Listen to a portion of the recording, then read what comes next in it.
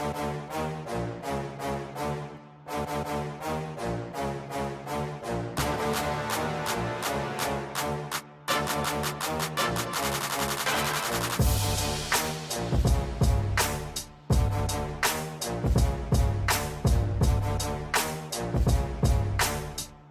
this.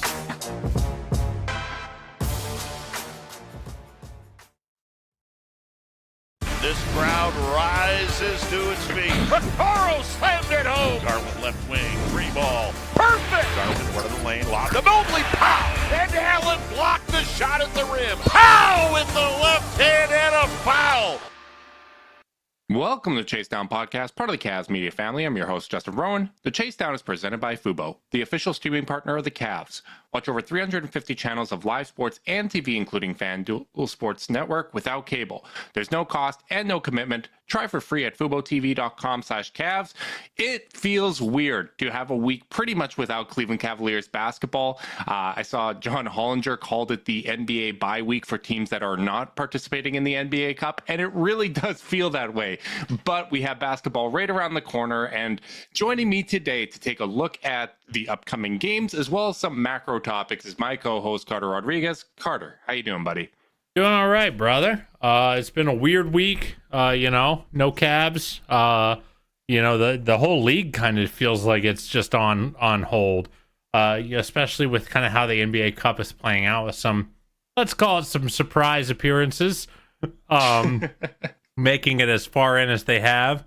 And so it kind of feels, it feels like a big limbo week, to be honest. It really does. I know you are not one to play fantasy basketball, but I've been playing on Sleepers where I have most of my leagues. And normally you have to select one game out of the week and you have to decide, am I going to lock in this score or the next one? There's no decision this week. It's going to be a little random. Everyone's basically playing one game, except for those teams in the NBA Cup. So, for the Cavs, I think the rest was definitely something that was needed. We started to get a little banged up there, and we do have some injury updates. Max Strus has been announced as out for Friday, but it does sound like he has taken part in some full practices. I saw a report saying that he had a full practice with the Cleveland Charge and then back-to-back practices yesterday and today. That's a great sign. It seems like his return is right around the corner, so looking forward to that. One could argue imminent based on the reporting, but not yet. I'm so excited, man. I know I've said it before, but for some reason, that is the one role player that has really clicked with me. I just love that he's a grump. I love the intensity that he brings. Mad Max, baby. I feel like he is going to, when he is back, he has an impact on how seriously you take every other game because he is going to hold everybody accountable. He's not afraid to yell at just about anybody. Might pick up a flag or a technical here or there that you wish he could keep in your back pocket, but the positives outweigh the negatives in a big way. What's the fun without some terse words? Ultimately, I think Max is going to be super additive. I think the other injury updates there is that Mobley's listed as questionable. You couldn't quite, unclear as much to the degree to which he's practiced this week. No, he didn't practice today. So my assumption is they'll probably go a little light heading into tomorrow. I mean, Washington is the worst team in basketball. In fact, going into their Denver game, I think we're on pace to be the worst team in the history of the sport by point differential. So, it hasn't been great over there in Washington. I think ultimately it's one of those things where I think selfishly, especially after a week off from Cavs, you go, oh, come on, let's get the whole gang together. Let's go. It's been so long since the whole team's been healthy and like whole. And then, you look at the upside of playing them is mostly just to say you played them. And the downside is that, maybe they're not quite ready. It's one of those things where I think you can't help but be a little disappointed by some of those injury designations, but the game's the game and you got to deal with it. And it should still be a very winnable. They'll be favored at home against the Washington Wizards. I think that is a safe assumption. And, particularly with Max, like if he has gone through 3 straight days of full practice, it's pretty understandable that you might not want to throw a game on top of that if you don't need to. He'll have an opportunity to play Monday against Brooklyn and then a few days off before we really get back into the swing of this season. So, hopefully everything continues to go well with those guys. The other update is Isaac Okoro is listed as probable. So, we are getting someone back for Friday. So that's really nice. But I want to kick things off because this has been a little bit of a bye week and a break for the Cavs. I'm interested to get your thoughts, Carter, of kind of where they stand right now. We had, I guess, what by our standards could be considered a bit of a slump here, 6-4 in the last 10 games. And I was just curious if you had any thoughts on if that's anything worth, putting stock into, how you're feeling about it. Where are you at right now as we kind of get out of this reset? It's been a weird 10 games, I would say, and I guess they always were going to feel a little weird in the aftermath of a 15-0 start. If the worst stretch this season we have is a 50-win pace, as you pointed out in G-Chat earlier today, then that's pretty good. They're still 5th in the league in that stretch in net rating, though, some very inflationary wins against Washington, especially against Washington in that stretch. I think the Pelicans won. Yeah. Ultimately, I think that there's been some backsliding, but not a ton. Not as much as a 16, you go from not losing your first 15 games to losing 4 out of 10. You might, I think it's at least worth asking the question of like, has there been a drop off? Is this the new normal and the 15 game thing was just a fun streak? Obviously a loss in Miami on the second half of a back-to-back is not, it's beaten a lot of teams over the years. So really it's those 2 Atlanta losses that actually look bad. And the reality of the situation is, I guess the Hawks are just giant killers, Justin, because they've won at Madison Square Garden, they've won in Cleveland, they've won in Boston. Like, they are the East Giant Killers right now, and like, so I guess it's a team that's much more talented than their win-loss record. So I don't know, man. I think they've played a little worse, but not a lot worse. What do you think?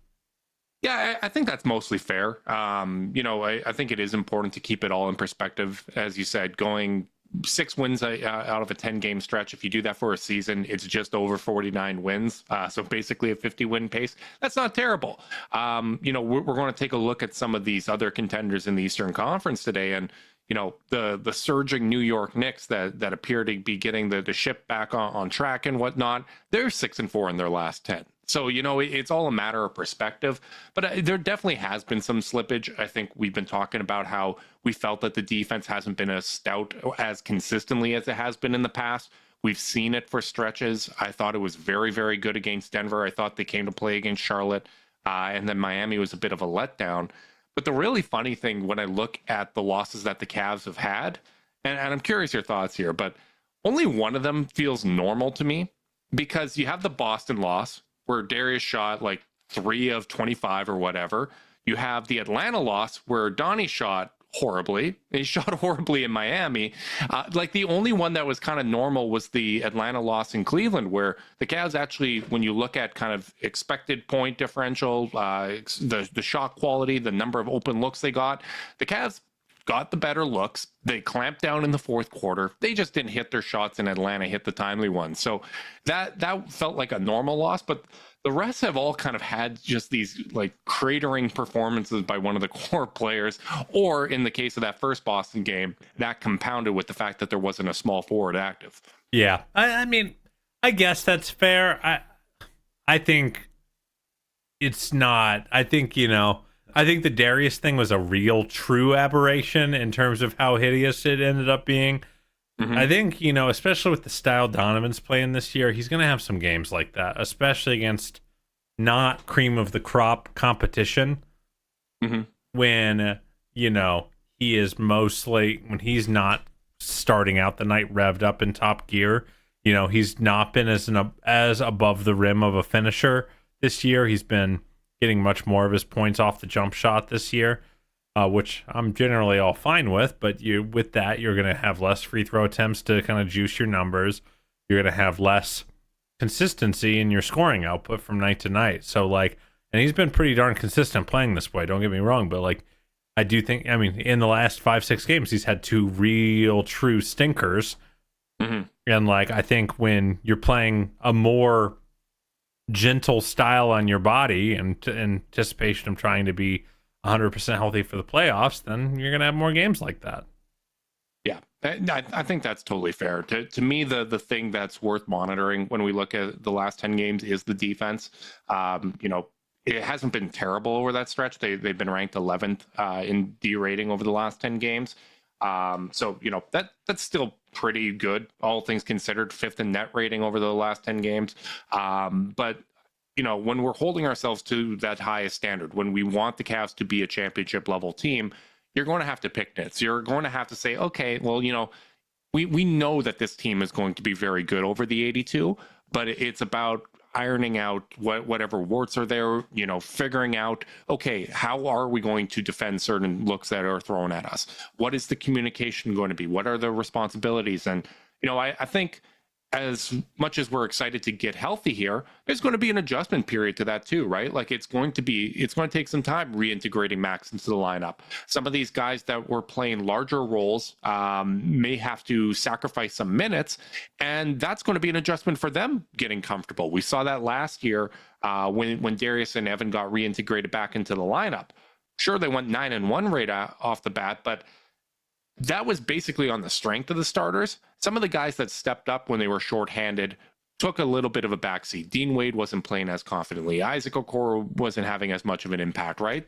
Sam Merrill, in particular, his game really dropped off after the team got fully healthy. So I don't think you can ever take for granted that, okay, guys are playing well at kind of a 24-minute per game consistent clip. You can't always assume that that's going to be the same if it's cut down to 14. It's such a rhythm sport, especially when you're talking about shooters. It's going to be really interesting to see how they navigate that adjustment period. Yeah, I really like that take, man. I hadn't really thought that much about that as of yet, but it is a lot, especially a guy like Isaac. I think I've always felt that with Isaac. The more run he gets, the more chances he has for the variance of his game to swing in the way you want it to swing. Yeah. And the more protracted good stretches of play you get out of him. Sam, I think, is a guy who I just think he doesn't seem to be at 100% healthy.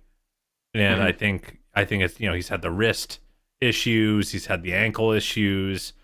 And if there's ever a player who is kind of like the Swiss watch that needs everything, a single grain of sand will ruin the way the gears work. It's a guy like Sam who just I think he'd probably tell you his margin for error isn't that good, compared to some of these bigger, stronger, more explosive players. So I think Sam is a guy who actually is a guy who you can reliably play 8-9 minutes and he'll come out and put up 3-4 shots. And that's how he made the initial impression, right? His willingness to shoot is kind of the thing that makes those stints easier for him than Dean or Ice, who aren't kind of, I think if you ask them, they'd probably say they'd rather get into a rhythm of the game, where Sam can he can be a killer shooter arrhythmically. So, but I think the macro point is correct that you kind of view returns as just a pure panacea, just everything's going to get better and stronger and additive.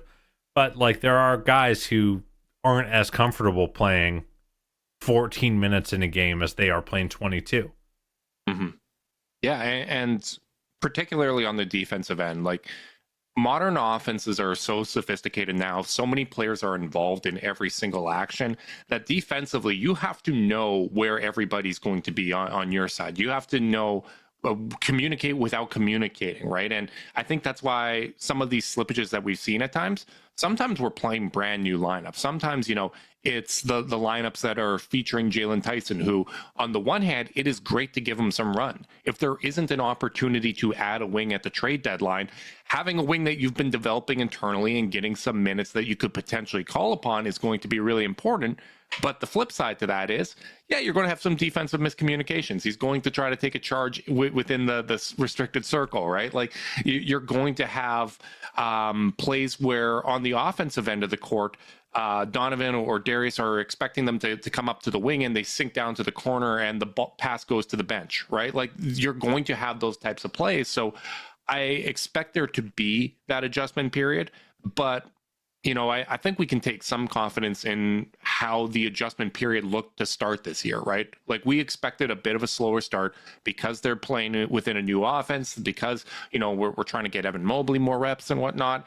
There's such a solid foundation here that it's not like they're starting from scratch. Yeah, and again, it's got to be said, especially with Max, the Mobley-led offense, he is just going to fit like a glove. If those lineups don't kill, I'll be just so stunned, If the Donovan Mobley lineups with I don't know, it'll probably be Max, and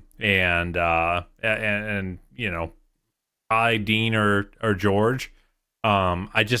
I don't see a world in which those lineups aren't blowing teams out, because Max has such an immediately developed 2-man game with Evan, and I feel like he can do a lot of those things that Sam does for Evan, screening at the elbow and things like that.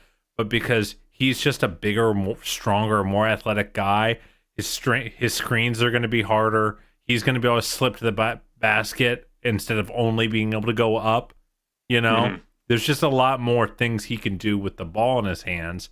And that's no discredit to Sam, who is, talk about our guy, 3 or 4 layup attempts a game right now. Sam is flexing. He's spreading them wings. But he's like really expanded his game. You can see the work he's been putting in. But Max is just naturally a little bit more further along at that stuff. So I think that is just going to that is what I'm most excited for his return, is seeing Max play those minutes in those lineups. Yeah, and I think as we keep an eye on the defense, the one thing we have to consider too is they've been missing guys that played a big part in the great defenses of the past. And, it's kind of funny. We talk about them being ranked 9th defensively and talk about that being a fall off from last year. It is actually a better defensive rating than it was last year. But I think when you look at things like the number of open shots that are allowed, that kind of profile, it doesn't, it hasn't been as stout as it's been in the past. Results be damned. I think that they have been giving up a better shot quality than I expected, or than it was in the past. But I think the thing to consider too is when you look at something like defensive EPM, Dean Wade last year, 98th percentile. Max Strus, 84th percentile. Isaac Okoro, 81st percentile. These guys are all guys that made a big difference on the defensive end. And if they can kind of take that step, step into the lineup, get comfortable again, I think that's when we can start to evaluate exactly how legitimate the defense is. If it's able to, compete against Boston and make them work, I think we're finally, as we get healthy, able to make a proper assessment of it. I want to ask you, as the team goes forward, a lot of the numbers suggest that our offense is maybe not quite as good as it's looked. Some of the 3-point shooting is unsustainable, etc. And a lot of the numbers also say that our defense is better than it's looked and should expect to go up a little bit. Knowing that that's the case, do you find that, if you're Kenny Atkinson, would you prioritize playing more of the offensively tilted role players or more of the defensively tilted role players as the team gets healthy? See, I feel like if we're healthy, because really what I'm asking is probably Okoro and Dean or Niang and Sam. I I would probably lean defense because I believe, you know, the lineup data still says that they've been good. I know that the Dean offensive rating hasn't been great this year with the starters, but it's been good in the past when you look at the larger sample size. The Okoro one's been really good. And because you know that they're bringing on the defensive end, I feel pretty good about choosing those two. Yeah, I think I agree. And like, here's and it's probably not a very fair construct of a question, because I just think Okoro is better than Sam, and I think Wade has been better than Niang this year, you know? And like, if that's the case, I just think, I mean, in the end, no matter what, I actually hate the framing of the question the more I think about it, because like, I just think whoever's better should play. And the team, if Niang is bombing away from three and, you know, Wade isn't playing in good form, then it should be Niang. If the team's offense is struggling, and Okoro's in a slump, then it should be Merrill. But like, I do think, like, I'm probably starting by hoping that Max helps me approximate those guys kind of in the aggregate in his 25 to 30 minutes a game, and I can just supercharge my defense with the rest of the minutes, knowing that Max is also a pretty good defender. Yeah, it's going to be exciting. Anytime you're, you know, making additions to a lineup, you get excited about that, excited about what they can bring. And this podcast right now is about to make an addition, because we are bringing in our guy, Dave DuFour is joining us from The Athletic. Carter will adjust the screen shortly. Look how quickly he did that. Hey, how about next time a little heads up for the stream? I could have done that seamlessly. Instead of having the crop all messed up, hey, I would have been ready. I messaged you on the side. Even if you said it verbally, come on. Hey, I'm so disappointed in you. My bad, guys. My bad. It's okay, Davey. We love you. I will tell you, I've just been working. I'm sitting here working for the last few hours. I did an interview this afternoon, and you know how it is. Sometimes you just get lost in the sauce, brother. We still love you.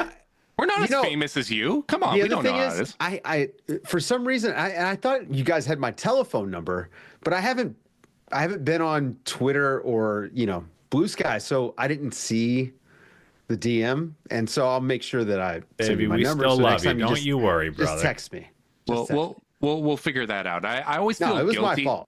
I was about to say, because for what it's worth, I won't be victim shamed. No, yeah, you're the victim. Yeah. This was my fault. Anyway, I'm happy I made it. Nice to have you, brother. You made it too, buddy. Yeah. I always feel guilty texting people in the States because, you know, when you reply to me, you get those international charges. And even though it's like... Are you on an Android phone or? Yeah, I am. I'm one of those. Yeah. Couldn't be me. Couldn't possibly be me. Unfortunately. How you doing, David? I'm not bad. You know, life is good. Yeah. About to head to Vegas for the NBA Cup, so... Yeah. Ooh, that's going to be fun. I heard Rosario Dawson's going to be there, so. Well, that's a good reason to go. Are you a Vegas guy?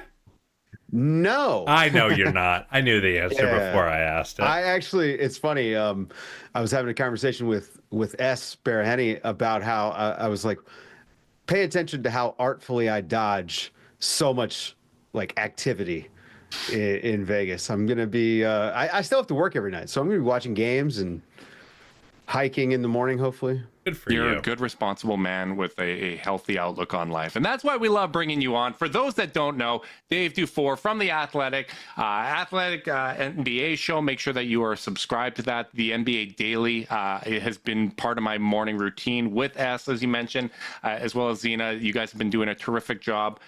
Before you joined, Carter and I were just kind of breaking down, you know, the possible returns for the Cavs. It sounds like Max Strus is out Friday, but, you know, his return is imminent. And we've been discussing, you know, how the Cavs defense is going to adjust to bringing these guys in. And curious to get your thoughts, because we really want to take a focus on what's left to learn within the regular season. Because we know so much of how this team is going to be evaluated is going to be dictated by the playoffs. But, you know, there's still going to be indicators throughout the regular season. And I was curious if there was something that, after seeing this team for a quarter of the season, you have your eye on to see what they can do over the next 60 or so games. I mean, I think the biggest thing I want to see for the next 60 games is Evan Mobley at the 5 as much as possible, because I think that that's going to be one of the counters they're going to be able to swing on a lot of teams. And if the offensive stuff that we've seen with him so far is real, and I think it probably is. I mean, this is a good sample size. Dropping 41, in a game is pretty difficult. So I think if it's real, you can really run out some crazy offensive lineups if he's going to be able to hold up at the 5. I think about, again, playing against Boston, you're going to have to keep up with the 3-point volume, period. It's a math problem against them. And Jared Allen is just going to be left open. That 4 for 17 that we saw from Drew Holiday the other day. Do you think Jared Allen's going to hit 4? Hey, man, he's been working. He's got great touch, Dave. So I do think that's what I want to see next. And then, they need to make there's some thought, like Strus comes in, the rotation starts to shake out. I still think they need a better third big. They just need, I know that you guys probably love to get Larry Nance back. I don't know if that would happen, but he would be perfect. Someone like that. They just don't grow on trees, though. Smart decision makers. Kyle Anderson, look at what he's done for the Warriors, right? Like, if you could find someone like that, I would feel so much better, just because it gives you, if Evan Mobley rolls his ankle and he misses half a game. Yeah. Somebody you can punch in there. Or foul trouble, right? It's one of those things where, like, that is, if you look up and down the roster, the one thing they just don't have is a 4-5. They have a healthy chunk of 3-4s. Dean can play that, obviously, at a high level. Max can play the 3-4. You can even survive some minutes with a guy like Okoro sliding up to the 4. He's strong, and you're playing a different style, but you can do it. But the second there's no, you watch that Miami game. And the second Evan rolls his ankle, it's like, well, Dean's our backup 5, and not only is Dean our backup 5, now we don't have Dean to play backup 4, and now it's just Niang, or we go really, really small. And there is a little bit of of like a flex. The only problem with that, that discussion is it's already a pretty chunky rotation, Dave. I mean, Kenny's playing 10 guys before Max comes back. Do you think he'll play 11? I don't know, man. I mean, this is a Steve Kerr disciple now, so maybe. I doubt it. I think that when you see this team, right, you know what they are. I think that this team is one of the 2 best teams, should be one of the 2 teams to come out of the East unless something crazy happens. So how much do you really need to learn as we go through? So I think now it's about managing minutes. It's making sure none of these guys are dealing with nagging injuries. So maybe playing 11 is the way to go. You can play, maybe you get higher intensity bench minutes because guys are getting an opportunity, and you never know. Maybe somebody shows something, it allows you a little bit of time to play around. Like, they've got such a head start, and the regular season for the best teams is a laboratory. Go out there and do some chemistry on the court, play around, play different combinations of guys, try a Coro at the 4. I mean, I don't like it, but you never know, right? Like, I just think they have such a luxury now because of this great start, and because who you are, like, they have an identity. So I think you're at the point where maybe they will play 11 guys just to see what happens. Yeah, it'll be really interesting to see how they approach it. In your eyes, when you're talking about looking at, the trade or buyout market for a potential addition, would you prefer a 4-3 or a 4-5? I mean, I think it depends on who the player is. You just want the best player available. Yeah, come on. It's like, if one of the Morris twins is available, he's probably the guy that gets picked up, right? Just because what you're going to get. I think getting a known quantity is also going to be important, because you don't want to waste that opportunity. Get somebody who is going to plug in from a personality standpoint as well as, like, off the court. So, I just don't know who's going to be there. And then obviously, it's not like the Cavs are an asset-rich team on the market. Like, the top end guys, you're going to get outbid for if they're available. Yeah, because the players that, the guys that would have been available potentially to do some sort of a swing trade, they're not moving. The thought of moving Darius Garland to upgrade in any way whatsoever is off the table. That's done. One would argue we never this podcast, it was never on the table, David. Yeah. Well, me and Mo, we had a long conversation about Darius Garland and Victor Wembanyama. So, would have been very. I understood why everyone would want that. Yeah, a lot of people would have benefited from having Darius Garland on their team. Yeah, big reason we didn't want to trade him, including the Cavs, who just didn't have him last year, right? Like this is the thing, right? It's like the Bill Simmons fake trades where you're always like, yeah, I totally understand why one team would want that, but what's the other one getting out of it? So I do want to ask you, because that does kind of bridge the gap a little bit to. You mentioned that this team they kind of know who they are, right? And and my question to you is, how much has your perspective for them changed from the offseason into the first 15 game, stampede into now? Like where has your kind of journey with the team gone in terms of how you evaluate how they work? Well, I never understood the impetus to blow anything up. I thought that this was we talked a lot last year. I thought this was a good team. I thought that they had some health issues, and they still, they won 50 games, right? Yeah, 50? 48. 48, yeah. 48, okay. Yeah, okay, so plug in some health that they were missing, and a coaching upgrade. And, I was pretty high on them coming in. Now, nobody could have predicted a start like this, but I'm not surprised that they're in the top, couple. I think the bigger thing is no one expected Philly to be this bad. No one expected the Bucks to start off as bad as they did. And a little bit, although I'm not on this train, I thought the Pacers would be this bad because I think the Pacers are not very good. Yeah. But nobody you got to appear in my podcast co-host here. Yeah. So I think I might have. Maybe I was a little bit higher on the Cavs than other people, but I'm not surprised by the start they've gotten off to. I mean, you're talking a lot of chemistry from guys that already know each other, and they're buying into a new system together. That's super valuable. You think about going from Mark Jackson to Steve Kerr, and I'm not saying that JB Bickerstaff is Mark Jackson. Mm-hmm. That's not what I'm saying at all, because I think JB Bickerstaff is a good coach. Doing a great job in Detroit right now.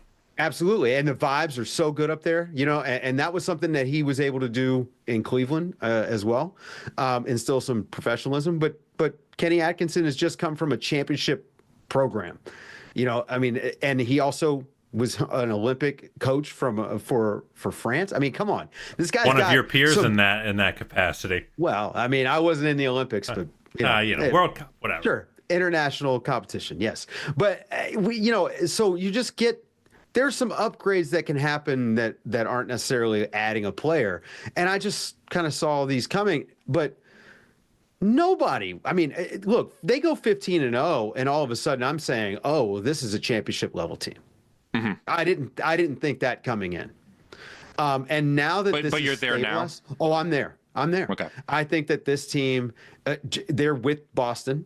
Boston actually has a few, they've got some issues that were there last year that I think can be exploited, but they have to be exploited by the right team. I think Cleveland is a team that can exploit it. Mm-hmm. So, why? Can I press you on that? Why do you think they're specifically suited to exploit the shooting and the defense? I mean, if you're gonna beat the Celtics, you have to defend. And for 24 seconds, because they crash the glass, they kick out. They're looking for that relocation kick out three. That's their bread and butter. So you got to do that, and then the ability to match the 3-point volume with high quality shooters. Which you got two guys who can do it off the dribble. 3 if Karis LeVert is out there, and then if Evan Mobley, if the 3-point ball is going to stick. I mean, I just think that they are well suited, and mostly because of the defense. Let's be honest. Not a lot of teams can actually match up defensively with the Celtics, but the offense being what it is for Cleveland, I just think that they have more than a puncher's chance. Like, that's a heavyweight fight.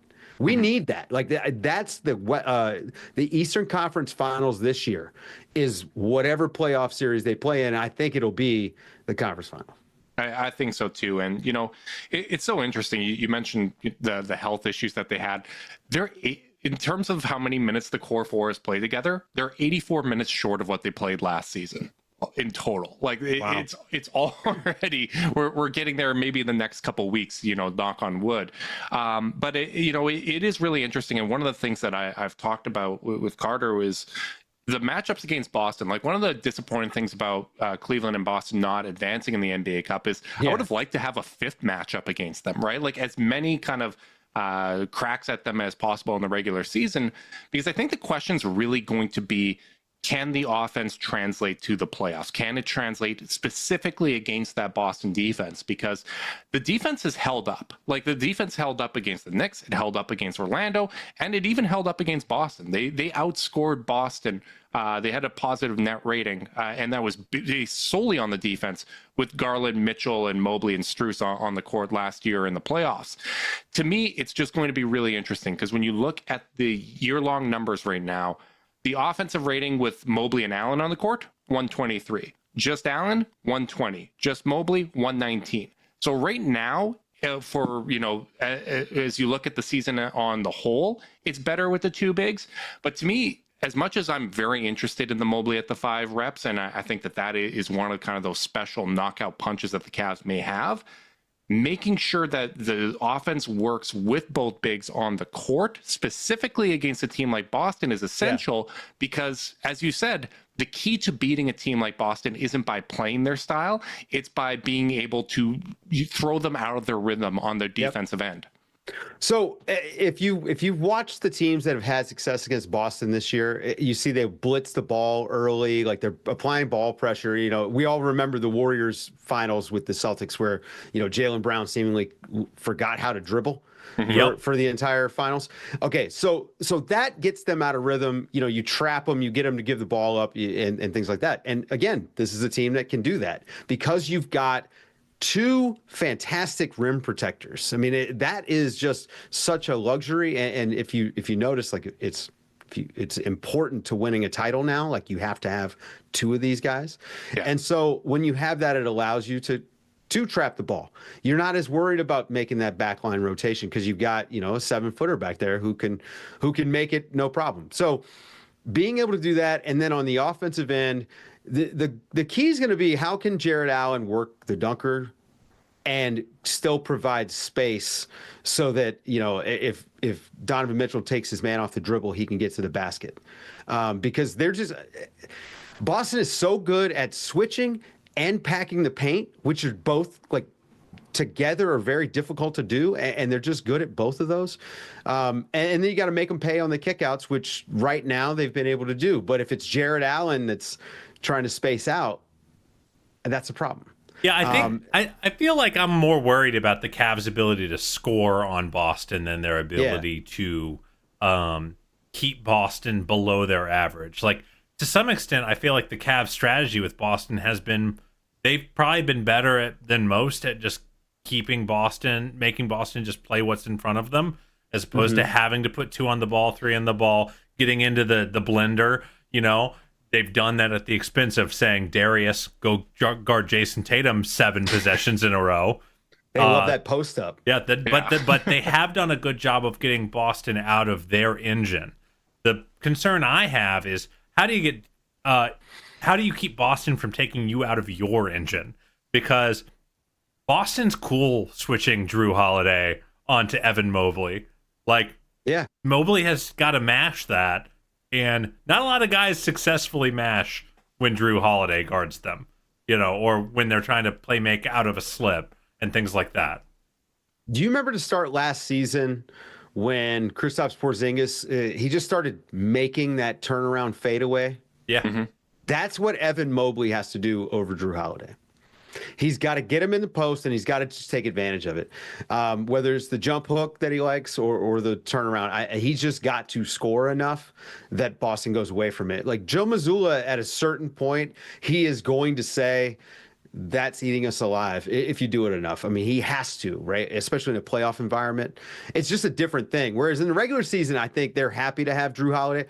Okay, sure. He can go 4 of 17. I'll tell you right now, if Drew Holiday is 4 of 10, 4 of 11, and is just being left, or let's say 2 of 10, 2 of 11 being left wide open in a playoff game, Peyton Pritchard's going to be out there pretty fast because Peyton Pritchard can guard.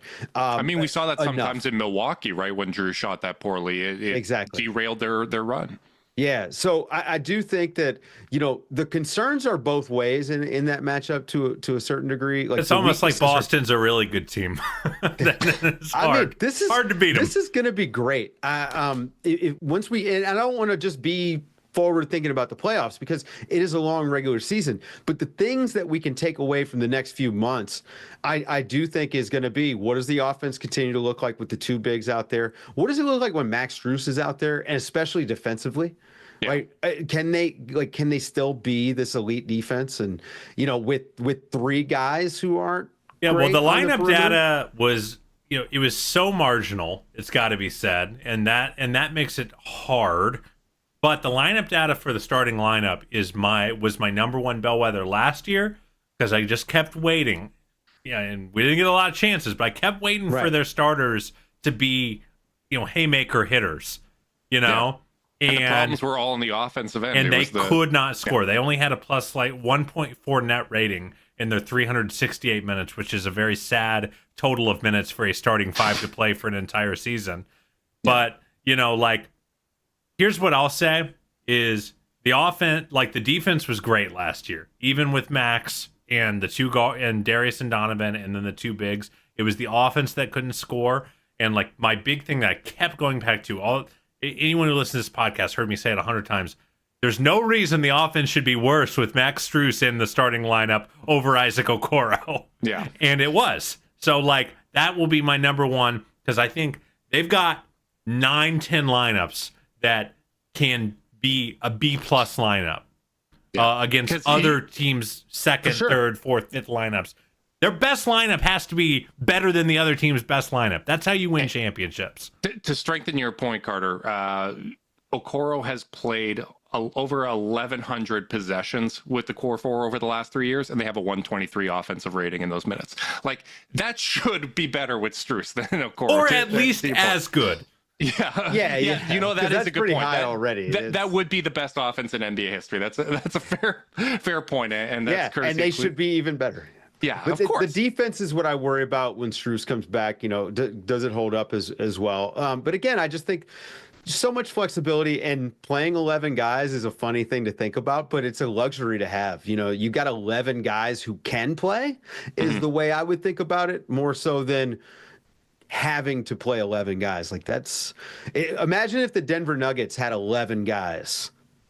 This is where I kind of go back to this team's roster construction, Dave. Yeah. I'm curious what you think about this, because obviously this summer was just extension city for the Cavs. Right. I mean, an unprecedented amount of run it back for a team that didn't win a championship. Everyone came back. They didn't make a single trade. No additions other than their draft pick. And 2-way guys, and you look at all these long-term extensions, and with the second apron looming, I've just kind of felt like the Cavs are that weighted out team. They because they can just kind of hang, and all these other teams are just going to atrophy, and for the most part, their top 7 guys are locked in, and they're young. Yeah. I mean, when you look around the league and everyone has hammered the parity point home, I mean, we have the closest thing that I think you could say to parity that the NBA's ever had. Agreed. Yeah. Right. And that's been, what is it? Since 2019, we've had a different champion every year. That's fantastic. I think if you're a team like Cleveland, I don't know if it's great for the sport. I don't care, but it's good for the Cleveland Cavaliers, because if you can just be in the top 3 in the East, okay, you got a puncher's chance every year, and you got a puncher's chance of making the finals, because we know that every single season boils down to things that are outside of your team's control completely. Yeah, the only safeguard against that is to have a top 2 player. And Right. like, so if you're going That's to be it. a team like Cleveland who does not have a top 2 player, this does feel like the road.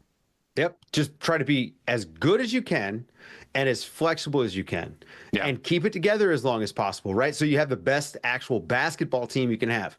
You can't just, I mean, the chemistry that they've built over the last couple seasons exists. Like, that is a thing. They don't have to get to know each other like a lot of teams this season. You know, think about Phoenix, where these 3 guys, they barely played together. Like, they're still getting to know each other. They're still barely playing together. So now, like, they're building reps together. They're building, I don't know. I think this stuff is important. But just giving yourself the ability to be in that top 3, even top 4, honestly, just, you're going to have a chance every single year. Get to the second round every year. That's it. Get to the second round every year, and then it's you're no longer 4 teams gunning for a title, or 2 teams really kind of gunning for a title. This year is a little bit of an aberration, I think, because of the Embiid stuff, the injury status there. I think the Bucks are going to continue to get better as the season goes on.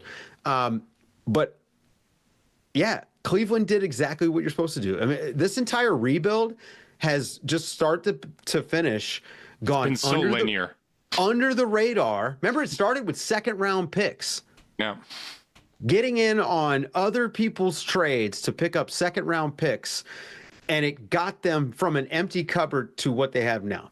That doesn't get talked about hardly ever. I can't remember off the top of my head where Cleveland ranks on the Athletics front office rankings. 8th? Yeah. Okay. And look at get what those numbers up. Look at what they've built. I sound like I'm a gripes. preacher in church right now. I promise the Cavs didn't cut me a check before this podcast. Just us. No, of course not. But just us. But you're right. Sometimes, like, all you can do is focus on doing the best that you can do, being the best version of yourself. That's and life. That's life.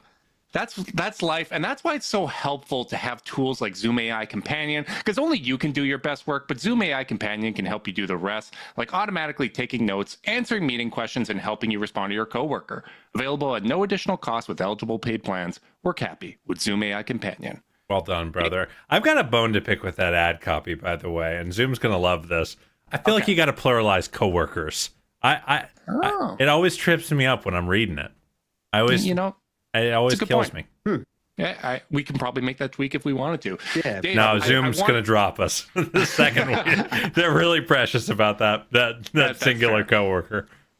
Dave, getting back to what you said before about Evan Mobley and the turnarounds on Drew Holiday. Yeah.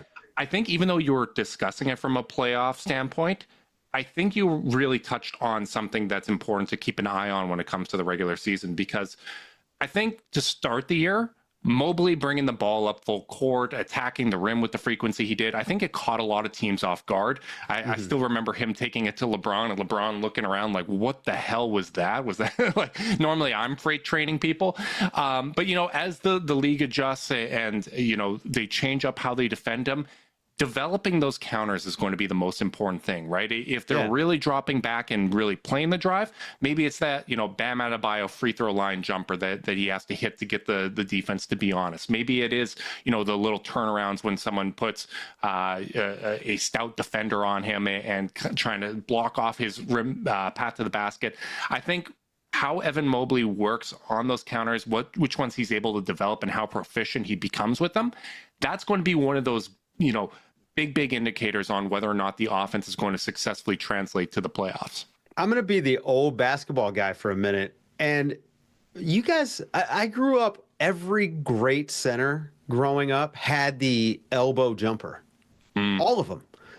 David Robinson, Patrick Ewing, Olajuwon. I mean, Kareem had the hook shot, but he was hitting it at the elbow. 15 feet out, so might as well be. Justin Rowan, Yeah, Justin Rowan. One of the best small ball centers in Manitoba. Okay, high school basketball history. Kevin Duckworth had a 15-foot jumper. All right, so just I do think like the 15-foot jumper, that is the star shot.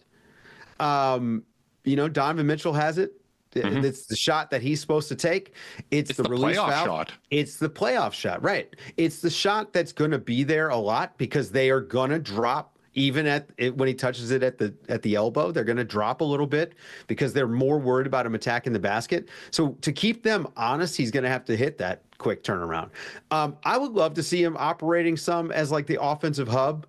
at the wing and elbow and taking some shots out of that, just looking like keeping on a fake DHO and attacking the basket more often, just looking to get his own a little bit. And then I want to see what happens when the defense starts throwing extra bodies at him, how he finds shooters. So, like, is he able to find guys for the shape up three in transition? Is he able to find guys, can he hit the hammer pass in the opposite corner, off a drive? Like, what are his limits? Like, let's find out. You remember when Alexei Pokusevsky was throwing the ball into the sixth row? Yeah. Okay. Oh, yeah. That was awesome. Yeah. It was awesome. Part of your curve. You have to figure out what you can and can't do. Right? And he figured out what he can't do. Well, I think we figured out pretty much he couldn't do anything. But Evan Mobley has played so within himself that we don't know what he's fully capable of. Like, I don't know what his limits are as a basketball player. I know that there's some lofty expectations amongst people that watched him as a draft prospect. I mean, people talking about him maybe being the best player in the East over Giannis, eventually. Mm-hmm. This is not right now. I haven't seen that guy yet. Maybe he's in there. And I've seen the growth this year has been awesome, but hey, what else is there? Clearly there's more. There's more in the tank. He's been hiding stuff. So yeah, and I just feel like he's really figuring out, and what I'm seeing right now in his development curve is he's a guy who can, when he's playing against someone who is food, he can eat that food. If he's playing against a Charlotte Hornets team missing a bunch of their bigs and that aren't ready to kind of match where he's at, that's where he's really comfortable being the attacker, being that version of that Evan Mobley that's trying crazy stuff and seeing how it goes. Because he's like, I know I got the margin for error to do that. What I'm really interested in seeing from him over the course of the year is do that against Giannis. Do that against when some of these great ball hawking guards on when Drew Holiday gets in your chest when you catch the ball in the short roll. Are you going to revert to the, because my least favorite version of Evan is the bump, pump fake, bump, pivot, try to hit a hook shot. That's not that is the worst version of him, is when he's the cursed by options Evan. They got to tell him one dribble. Yeah, he can kind of, it's a weird thing between, it's we want him to get more aggressive and try stuff, but that doesn't mean piddle around or wait for the perfect opportunity. It's how do you get to the point where you're going for those quick rise floaters because your jump is faster than 99% of NBA players' jumps? That's what I'm most excited to see for him. Isaiah Hartenstein would be a good guy He's for so him to good watch, at that. Right? Just get it up. Get it up quick. They're not going to be ready for it. Well, think about Jokic. Jokic is also a get it up guy, but Jokic is get it up and then he'll go get his own, right? You're telling me Evan Mobley with his athleticism can't do a little bit of that too, right? Yeah, he's doing it against these lower tier opponents right now. It just hasn't happened against the best. Right. Well, okay, listen. Or frequently enough. Frequently enough. Giannis is tough. And I'll say the other thing is Giannis is tough because Giannis is going to, the physicality that happens. Yeah. Okay. Yeah. I won't say that, but you can. No, not that. Injure. Yeah, it just hurts to play him. It hurts to play Giannis. I'm not calling him Giannis. Scotty Barnes here. Come on. I'm not trying to be a butt, sir. I'm just saying he's a hyper physical player. Yeah, very physical. You're going to ice bath after. You're going to ice bath after playing Giannis. Yeah, so it is a little bit of a different thing. But, that's stuff we need to see. There's going to be a lot of prove it, but with the Cavs, they can't prove anything to me until May. Yeah. That's it. They're at that point, and which is a great spot to be in. I'm not going to say it's an honor for them because who am I? But it really does say a lot about where they're at, that so many people, who've watched as much of them as I have, feel the same way. Well, we've said it this year that it's been weird because of the way they started, because of the way that the middle of the East started, aka very badly. Yeah. And just kind of a weird year for the standings in general. Yeah. There haven't been a tremendous amount of measuring stick games for the Cavs this year. It's really just been the two Boston games. Everything, and maybe the Knicks game at the beginning of the year when, things were so new it was just hard to even know what was real and what wasn't. They've kind of elevated themselves into a place where they're not playing that many peers because they don't have that many peers at the top of the league. Yeah, it's tricky because I don't think that even when they play good teams, there's going to be a lot for us to take away. Really? You know, if you look at the start that they've gotten off to by just say by the numbers, not even the eye test, by the numbers. I mean, this is a championship level team. I think everything from here on out that they learn is kind of gravy. They need to be the 1 or the 2 seed in the East, however that shakes out. One, Dave. I think they need that home court. Want to be the they one need seed, that home court, of course. But they're going to be the 1 or the 2 seed, and so now it's about work out your your weaknesses, figure out who everyone on your roster is, where you can upgrade. If there's this mystery player out there, I mean, there's not going to be some kind of huge swing trade for this team because they just don't have the stuff for it. Yeah. But I don't know. I think that they need to do very little from here on out to show me that they are a championship level team. They really just can't fall off. They can't fall off. Get to the title. Right. Don't go 30-30 here on out. Yeah, don't get worse, which is a pretty easy North Star to chase. Yeah, if a move does materialize, I think it would be more similar to when the Knicks added Josh Hart, right? Like where he's struggling in on a rebuilding team, but we feel confident in our ability to bring out the best, and he's going to add something that we're missing as an already really good team. Like that is a margin for error thing that's interesting with Kobe, because again, I always say it's really I just don't think it's that hard to GM a rebuild, because you have big margin for error. You can take a bunch of big swings, and if they don't hit, also the drafting is easier, right? Yeah, because if you get it wrong and you suck, we're just getting higher lottery odds. Yeah, he's a prospect, guys. I need a couple years. Talk. But anyway, so that's obviously easier, but every step gets incrementally harder. Where this is a spot where the front office, if they do make an acquisition, they really have to hit it. You only have so many more bites at the apple. If they make a trade, they have to get to the finals. Yeah. That whatever the trade is, they have to do it.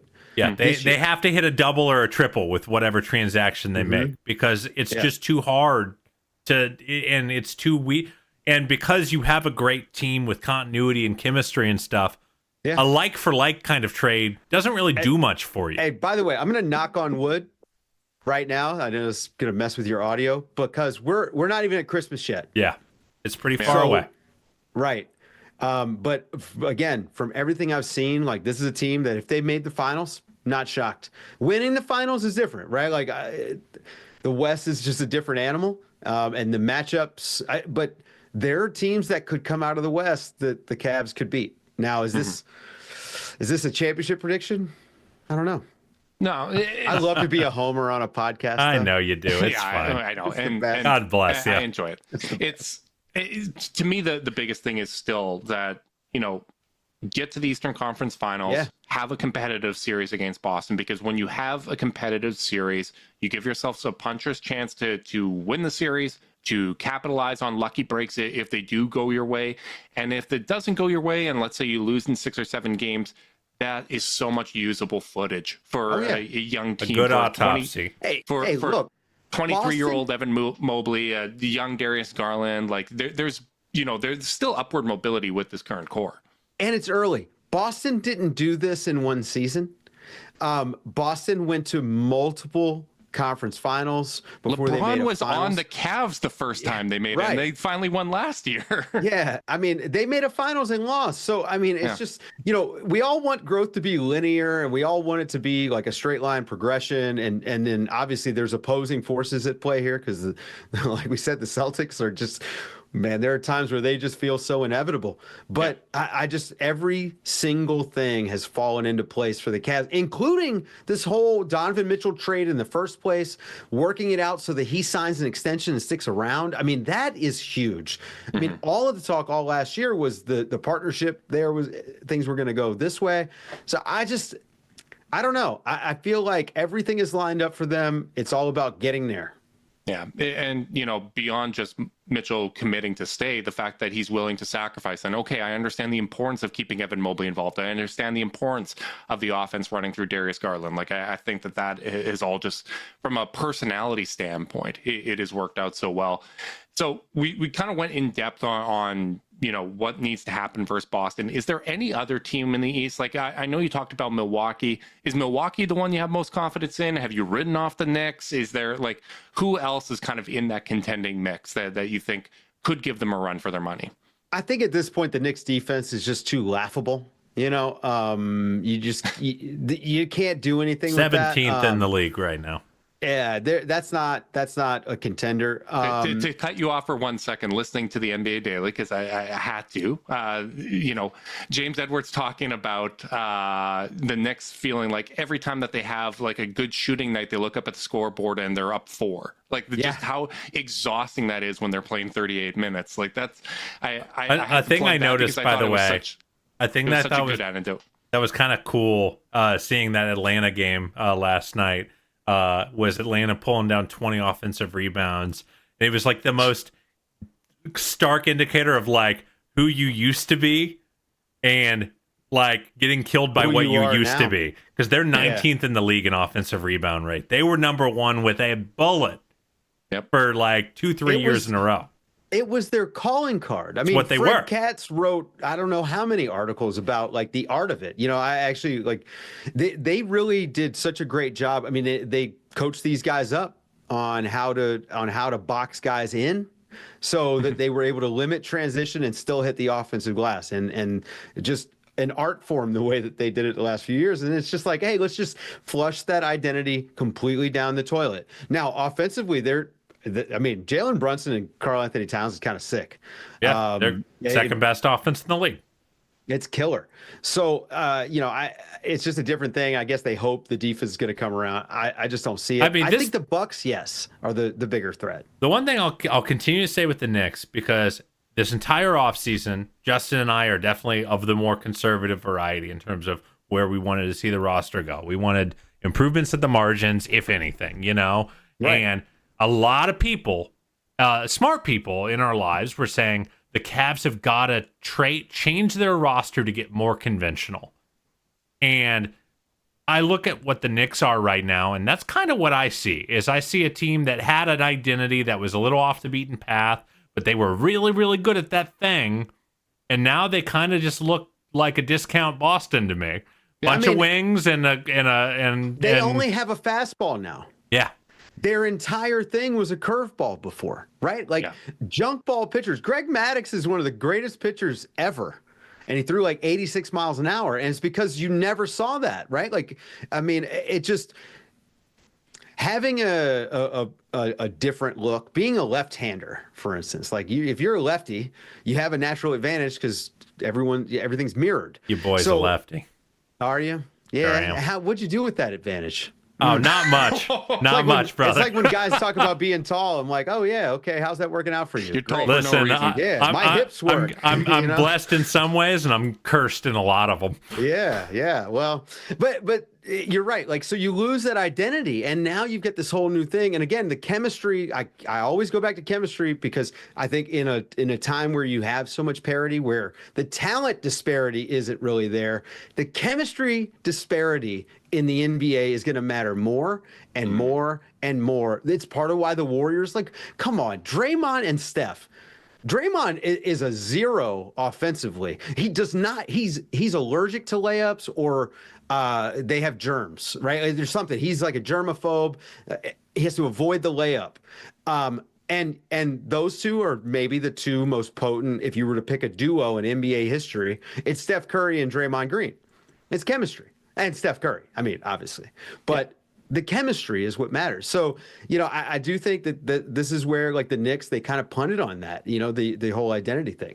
This is also why I go back to the Bucks and I say, as the season goes on, these guys are going to be better. Chris Middleton already has created a lot of clarity for them. He had 8 assists and no points the other night, which is just something they missed that. Yeah, they didn't have anyone.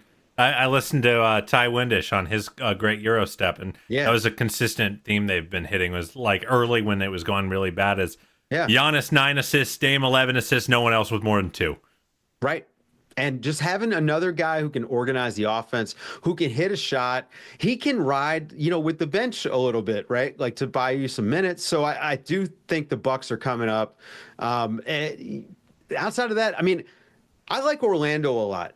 And I'm very curious to see how they're going to look when Paolo comes back, because I'm hoping that their offense can integrate him and be better instead of integrate him and be the same, because this has not been a good offensive team even when they had everyone.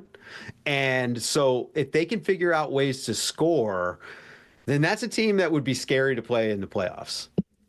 Carter, you were a prophet when you talked about it in the playoff series, that series going 7 games was going to age very well, because everyone dismissed it. They're like, oh, it's such a low scoring series. They dismissed it at the beginning of the series. I'm like, this Magic team's dope. Yeah. It's 2 great defenses. Everyone that complains about all the games are played the same way, it's high scoring, there's no defense. They're not watching the games, bro. They are not watching the games. They're box score peeping. They're watching highlights.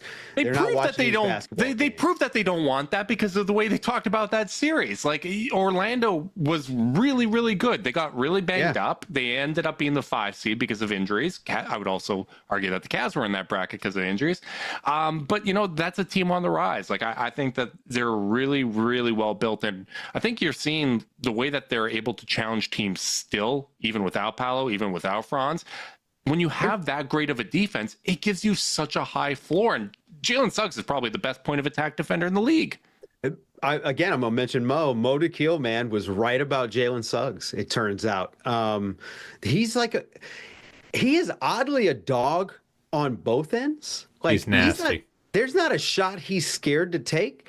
So much so that he believed in himself from being a bad shooter to being like a plus shooter. I mean, I've never really seen anything like that. And they're big as hell. They are so big. Like, think about it. They like my guy Goga, and they're playing him next to Wendell Carter, and then they've got Paolo, who's 6'9", 6'10". The Pelicans Franz are looking at the Magic hoarding centers, and they're going to file an antitrust lawsuit. Well, I don't know, man. Point. Pelicans landed Yves Missy. Yeah, he's a good player. He looks good. He's fun. Still leading the league in screen assists. I haven't checked in a minute, but I don't check that because I don't care. But that guy is a capital A athlete, though. He's a lot of fun.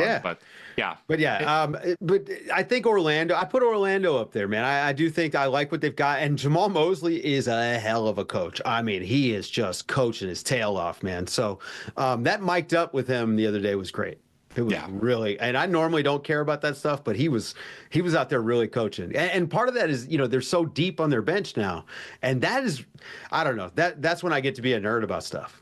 Dude, the league is in such a healthy place, right? Like, when you talk about parity and whatnot, even if some of these teams in the East, Philadelphia and whatnot, drop off as they get older, I think that there's teams waiting in the wings. I think there's a lot of young stars, and it's just going to take people embracing it. So we'll have plenty more of these podcasts in the future. Hopefully the Cavs have the kind of runway that we think that they have, that this is a core that can stay together, that stays healthy and has a couple bites of the apple here. But I think the challengers will rotate as time goes on. But before we get you out of here, thank you so much for coming on. Anything you want to plug? Go and check out the NBA Daily. We are trying to leave people feeling good in the morning. It's a great show. I listen to it almost every day. Yeah. I'm having a lot of fun with it, and I feel very lucky to work with S and Zena and Andrew. I mean, we really are just having fun talking about the thing I love to do. So go and check it out, and let me know what you think, because your audience knows me pretty well. And I hope that they appreciate me and who I am. So go and check it out, and if you like it, please let me know. If you don't, just kindly say nothing. My biggest point of feedback, and I've already given this to you, is I wish it was a little longer. What? I will tell you right now, that's an amazing complaint to get repeatedly. I feel very lucky. I'll tell you guys a story. I lived in South Korea, and I got some custom suits made from a very nice guy in the village I was in. And he told me that his customers had 2 complaints: that the suits looked too good and they lasted too long. That's a salesman right there, baby. I was about to say, that Right? is a salesman. I love that. Well, Dave, we feel lucky to have you on, and for you to be willing to come on, even though you're a big shot now. You're an international coach. I tried to big boy you by being late. It worked. We still fashionably accepted late, you but- on with pleasure. Yeah, with open arms. Big thanks, buddy. Appreciate And you big guys. thanks to everyone that tuned in live on YouTube. Make sure you guys like and subscribe. Click that notification bell so you know when we're going live. If you're listening via podcast and you want to support us, leave us a rating, leave a review, subscribe, unsubscribe, resubscribe, and help cook those books. If you want to be part of Chasetown's exclusive Discord chat, send a screenshot of the review to chasetownpod@gmail.com. However you choose to support us, we really do appreciate it. Be sure you guys are staying safe out there. Until next time, go Cavs.